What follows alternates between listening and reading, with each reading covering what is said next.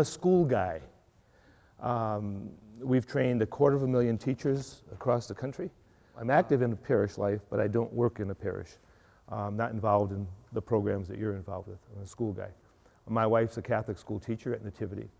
And I'm going to present today primarily coming from the point of view of a grandfather. And my teachers now happen to be 2 and 3 and 4 years old. Right? I'm learning a lot. My spiritual life, my emotional life, my faith life is being enriched by kids in diapers who are in kindergarten, or up to Jack's our oldest, and he's in 6th grade. Right? These are people who are leading Grandpa through this stage of life. So that's kind of where I'm going to be coming from. So it seems to me that the world is hungry and wanting to be fed, but what we are feeding the world is not really satisfying.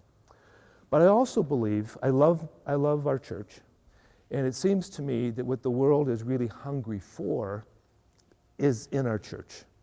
And I don't know that we've been serving it to meet those needs the way it needs to, but it's there, all right?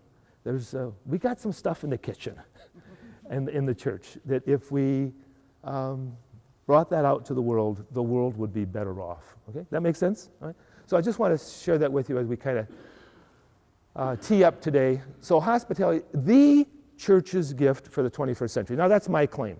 I'm going to claim that the church's gift to the 21st century is hospitality. It's the gift for the 21st century. And I'm going to suggest that hospitality is really a reflection of our original experience. And I don't know, Joyce, if you've ever thought about your original experience very much. Not but really. We're going to do that today. All right, ready? Right. So if it seems like it would be worth spending a couple hours considering our original experience, turn to the people next to you, give them a high five and say, let's go. Let's go. Let's go. Let's go, Joyce. Let's go. Let's go. Let's go. So let me kind of outline my 2 hours with you today. Part 1, the brain goes to church. I don't know, Joyce, if you've considered much about your brain today, right? Or any day. Or any day. Right? Well, we're going to today. We're going to talk about Joyce's brain today because the brain goes to church. Part 2, the original experience, the original message. We're going to spend some time considering what was the first experience we've ever had, right? And then the second experience, or the second message. Part 4, hospitality, a reminder of who we are. What is really the purpose of hospitality in the church? What is really the purpose of the church? Right? I want to suggest some things about that. Then we'll take a very short break, and we'll come back, and then kind of a chunk of time after the break on really just practical stuff around hospitality. Because if it doesn't get there, it's of no value, right? And then we'll just kind of finish at the end with now what, and give you some time to talk in your parish groups or your table groups in terms of what you might do about some of this stuff, right? Okay, so let's go to Joyce's brain. It looks pretty good this morning, Joyce, right? By the way, that's all of us, right? So this first part, the brain goes to church. Where are people in their brain? Where are they in their brain when they come into church? And I don't just mean building church, but I mean the experience of church. Right? So your brain has 2 goals: survive and thrive. And you don't have to make any conscious choices about that. Since you woke up this morning, actually before you woke up, all day long, your brain is operating to do 2 things. Make sure, Marla, you survive, and then give you some kind of cool experiences, some thriving or learning experiences, all right? And God set this up where you don't have to push any buttons to make that happen, just automatically. Make sense so far, all right? Now, which of those 2 would you say is the most important? Survive. Survive will trump thrive. And here's how you know. You're probably sitting here now thinking, wow, Paul's kind of an interesting speaker. This is going to be fun this morning. Well, if somebody came in and said, the church is on fire, would you say, heck with that. I want to listen to Paul. You see, what we're going to do today is about thriving. I'm going to talk about thriving. But survive would trump that if you knew there was some danger going on in this building. Make sense? You're out of here. Right? Back to vermilion you go, table, right? Yes, right? So both are very important, but at the end of the day, survive is much more important than thrive. Okay, the brain understands that. You don't have to make that decision. It's doing that for you. God has programmed us that way, right? Now, the survivor mode of the brain is constantly on the lookout for negative and dangers to physical and emotional survival. So, you start smelling smoke. That's your survival brain operating for you, okay? That's what it wants to do. Make sure you make it through this day. The thrive mode of your brain is looking for opportunities to grow, nice word, follow up with Mark's talk, discover, explore, create, be in awe and appreciation, and reach its full potential. That's what your thrive brain wants to do. I'll create a wonderful experience for you in various ways. So far, so good? All right? Now, what decides? What decides whether you are going to be really active in this very moment in your survive mode or your thrive mode? What determines that? That right there. It's called the amygdala. You all have one, all right? And the amygdala is operating in your brain. And it's making a decision. It's saying to you right now, it's okay to thrive. It's okay, listen to Paul, have a good time, enjoy each other, meet new people, all right? Your amygdala is now telling you, go for it, enjoy, all right? Until you smell smoke. Then the amygdala is going to say, hey, something else is going on, gang. Let's get out of here, all right? Okay. So when the survive mode gets activated, when it smells smoke, when it senses some danger or some threat, your focus will narrow. And you will look for signs of danger and ignore positive signs of opportunity. That's my point. You will leave this room even though Paul's kind of an engaging speaker. End of that. Let's get out of here, okay? Now, that process is going on in you constantly, all day long, right? You're driving here, you're listening to some music, and all of a sudden some car goes through the stoplight, and your brain reacts to that, okay? Now, there's a chemical activity going on up here as well, neurochemical activity. When your survived brain senses a threat, you are having a bath in cortisol. That chemical starts popping in your head, right? Cortisol. And cortisol prepares you to fight or flight, to deal with it or to get out of there, right? Now, this is not going to be a science class today, so don't get too nervous about what's going on right now. Just a brief introduction, because I think it's connected to other stuff around hospitality. And then thrive goes in the back seat. Not so important anymore. When your thrive mode is operating, there's also an activity going on in your brain around serotonin and dopamine. Your brain is being kind of bathed in serotonin and dopamine. Just think of that as happy juice, Sue. Happy juice, all right? Dopamine is happy juice, all right? It's what he just experienced. Don is laughing. Is it Don or Dan? Don. I'm thinking about a party. That's right. He's right now what's popping in his brain is dopamine. He's having a good time, all right? Happy juice is going on in Don's head right now, all right? Okay. Technically, the only two things you enjoy brain-wise is when you're experiencing serotonin or dopamine, okay? So what do I experience in the world that activates my brain's survive mode? Let me ask you that question. What are the things that you experience as you go through your daily life? And when you experience them, your survive mode lights up. What are the kinds of things? Could be traffic, yes. Lost job? When your child's lost. Well, yes, all right. Where is he? Where is she? All right. Yeah. Mary and Joseph had that experience when Jesus was back at the temple, right? Yeah. Mary thought he was with Joseph, and Joseph thought was in. Hey, where is he? Right? In that moment, do you know what happened? Cortisol popped in Mary's head and in Joseph's head, right? Called worry. Right? What else? What else would you say, as you experience the world, activates your survivor mode? You might feel threatened by someone. Yes, okay, yeah. Or even judged, right? Ooh, you looked at it, right? We've had that experience of being judged. Yes. Anything else? Your coffee cup tips over. It could be something as simple as that. You know, it's not a major threat, but it's not the building's on fire, but yes, exactly. All right? Somebody had something working? Job insecurity, absolutely, okay? So that happens as we experience the world, okay? What would you say, how do you experience the world in which this gets activated?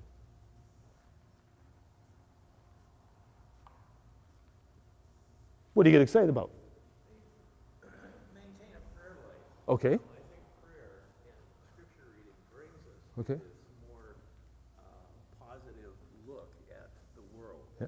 So when Pete is praying, Pete is in his thrive mode. And he's having serotonin and dopamine popping up here. Peace, experiencing peace, right, in that moment, right? Yeah. What else would you say in your Nature. nature? Absolutely. I can walk to the mailbox and I can be looking at the sky and say, God, you're a good painter. Yeah. Huh? And that's called gratitude, isn't it? Yeah. So when we're into gratitude, it's our thrive mode that's operating. And dopamine, or Joyce's happy juice, is popping, okay? Yep. It's a little different than prayer, but similar, and that's to let God in. Yes. Let your defenses down and let Yes. God's light come in. Yes. You're describing what it means to be connected, right? To be connected to something good, God, or connected to even a person who is good, right? Friend or family, loved one, right? Being connected activates dopamine, joy juice. Yeah. Yes. Something new. Yes, absolutely. Right. So life is filled with those two things, okay? Now, what do I experience in the church that activates survivor mode and thrive mode? So I'm going to give you a minute at your tables to talk to each other just about this one first. Right? What do you experience in the church that activates your survivor mode? And then I'll switch you after and we'll do this other. Okay, so go ahead. Just talk to each other for a minute. Bring you back, please.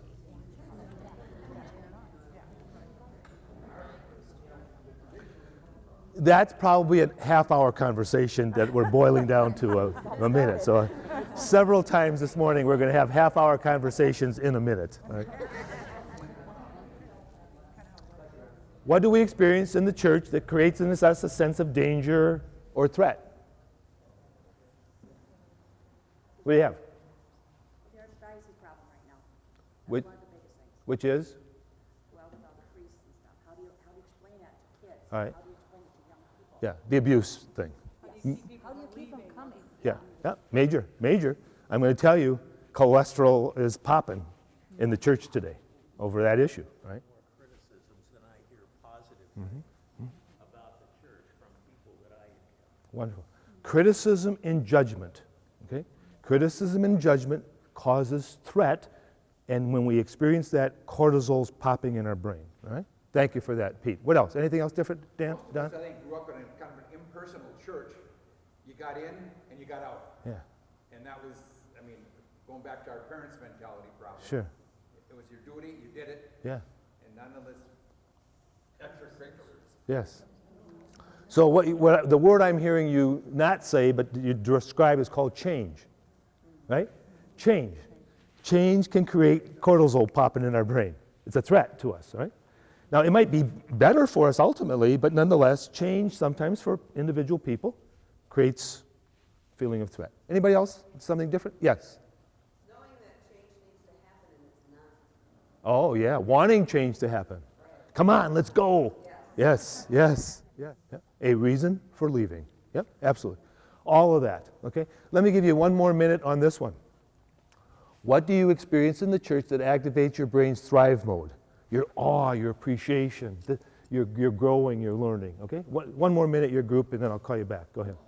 I have a lot of priest friends, and I have challenged them with this. As we're training young priests, you're going to be dealing with philosophy and theology. But if they don't understand what this woman is talking about, and that homily is not connecting to somebody in that pew, all of your theology and philosophy is baloney, right? As important as it might be in the formation of our young priests, if they cannot speak the language of that teenager or that senior citizen, or that farmer, all right, or that business person, whatever, that parent. If they can't speak that language, and that's what Jesus did, right? He talked about mustard seeds. Right. You understand? Mustard seeds. Okay, thank you for that. What else? Well, I think walking with others that are having the same struggles as you is a support. Yes, the various ways in which we get support in the church, sharing our journey and the struggle part of our journey. Thank you. Yep. I think church involvement can help to create opportunities for others. Yes. Giving, huh? Giving activates our happy juice, dopamine, thrive. Yep. One Don? little theme that sometimes you have a lot of information. I'd prefer inspiration. Good music comes along with it, but Yes. tone that can set. Yes. For being a casual, Yes. inspiring each other. Yes. We're not going to be theologians. Yeah. We're going to believe in Jesus. Yes. But it's more on the inspiration, I think. Yes. Have spreadsheets and all kinds of data and whatnot. That's a word here. Inspiration just goes right here with thriving. Okay, fabulous. And obviously, there's a lot more than that. But just to kind of give us a flavor of that, survive, thrive, and how we experience that both in the world and in our church. Okay. All right. So, why do people leave the church? It's a drug issue. Right? They're getting more cortisol, and that trumps dopamine. More danger than awe and appreciation. And it might be that Father's homily is dull and boring, or it might be that they don't like the music. In those individuals, they're making those choices. I'm not saying that's a wise choice, I'm just saying that's where they are, right? Or it might be more for more serious reasons, like what's happening with the abuse stuff, all right? But the point is this, when they are leaving the church, they're experiencing more danger than they are joy. And so brain-wise, more cortisol's popping than dopamine. Why do people engage in the church? As you have. I'm going to tell you why you're here today. It's a drug issue. You came for more drugs, all right? In a sense that you have experienced more dopamine and serotonin in your church experience than you have cortisol. Right? Now that doesn't mean everything's wonderful. It's just that on balance, you're getting more awe and appreciation than you are danger. Make sense so far? Okay? Good. So for those of you who are involved in church ministry, here's your job. You've got to make sure they experience more dopamine than cortisol. Understand? I mean, we can say it's them, and it is them. They're making decisions. But God is asking us to go out and evangelize. Right? Bring those lazy people who value hockey practice more than Mass, bring them in. How are we going to do that? Grab them by the hands and pull them? That's not going to work. Right? It's a drug thing. You have to create something that is more awe-inspiring. Don, it's got to be more inspirational. And they are fed. They have to be fed more by church than they are by hockey practice. And right now what that person is saying is, I'm not. I'm being fed more by hockey practice than I am by church. Now we can say, well, that's not right. But that's their experience. Right? Now, here's what's interesting. We can cause dopamine in other people. That's part of the original experience. Let's go to that. This is my grandson, Joe. He's now in kindergarten. All right? Joe last year was in a preschool program. Right? And he really liked that. He liked preschool. A different place. So he's been in this kindergarten program now for 5 weeks. Huh? So the other day I said, Joe, tell Grandpa, how's school? Well, Grandpa, I really like it. I said, cool, what's that about? Here's what he said. Grandpa, last year in preschool, at the beginning of each day, my teacher would say, let's get down to work. Right? Now that's understandable that a teacher would do that. There's nothing wrong with that, right? But he said, I like school better this year. I said, why is that, Joe? He said, because this year, at the beginning of the day, the teacher says, hi, Joe, I'm glad you're here. Do you understand what's going on there? It's called hospitality, right? Human being precedes human doing. We come into a place as a human being. Now, when we're there, we do stuff. But our being a human being precedes our activity as a human being. But we live in a culture where human doing seems to be valued more than human being. Right? If you win the game, if you get good grades, if you got the right job, if you're successful, human doing. Now, I want my grandchildren to do well with their human doing. But they enter into this relationship with their grandfather as human beings first. Right? And I want to accept them at that level before the judgment comes at the other level. Right? See, God has not confused this. God understands this principle. Why? Because it was God's deal. Right? We are human beings before we are human doings.